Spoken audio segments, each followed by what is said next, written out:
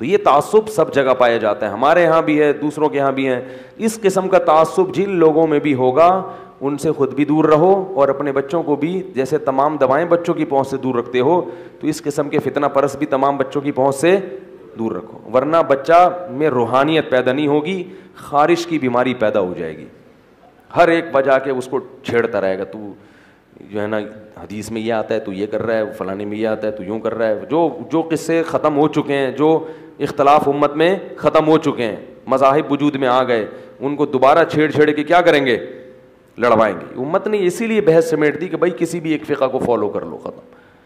کسی بھی ایک فقہ کو فالو کر لو, باقیوں کو کیا سمجھو, صحیح سمجھو. اور اگر کوئی اس کو نہیں مانتا کہ میں کسی فقہ کو نہیں فالو کروں گا, تو چلو بھائی ٹھیک ہے, اپنی ذات کی حد تک آپ کو جیسے سمجھ میں آ رہا ہے کر رہو, دوسروں پہ طنز.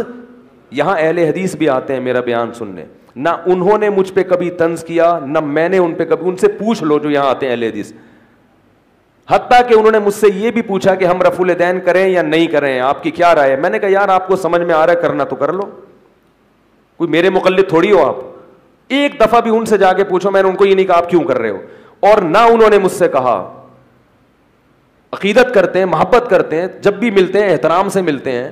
تو بھائی اگر یہ اختلاف چلتا رہے اور احترام باقی رہے, یہ زیادہ بہتر ہے بنسبت اس کے کہ میں ان کے پاس پہنچ جاؤں یا وہ میرے پاس پہنچ جائے مناظرے کے لیے اور میری نمازوں کو خلاف سنت قرار دینا شروع کر دیں. اس سے نمازیں تو تبدیل نہیں ہوں گی. جو صدیوں سے لاکھوں اربوں مسلمان جو رفع الیدین ترک کرتے چلے جا رہے ہیں, اہل مدینہ کا عمل, اہل کوفہ کا عمل, عبداللہ بن مسعود کے تمام شاگردوں کا عمل, اور حضرت علی اور عبداللہ بن مسعود کے شاگردوں کا عمل, تو امت میں یہ والی نماز بھی نبی کی سنت محفوظ ہوئی ہے, اس کو ترک نہیں کیا جا سکتا نا. تو نتیجہ یہ نکلے گا, کافر کہے گا کہ صدیوں تک تمہارے امت کے اربوں کروڑوں لوگ جو کلمہ گو تھے, اہل سنت میں داخل تھے, وہ خلاف سنت نمازیں پڑھتے رہے ہیں. تو یہ کیسا دین ہے کہ اربوں کروڑوں لوگ جو ہے نا تمہاری نمازیں برباد ہو گئی تمہاری. اور خلافتیں بھی زیادہ تر احناف کی رہی ہیں, حکومتیں احناف نے کی ہیں زیادہ تر.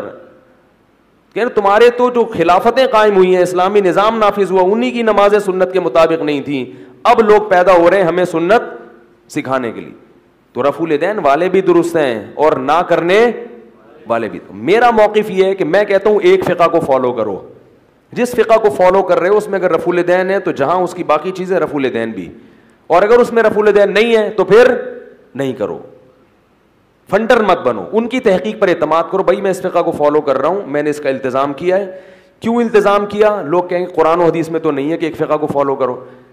قرآن و حدیث میں اتنا تو ہے کہ اللہ زمین میں فساد کو پسند نہیں کرتا. اس سے انسان ان مسائل سے ہٹ کے دوسرے مسائل کی طرف توجہ دیتا ہے.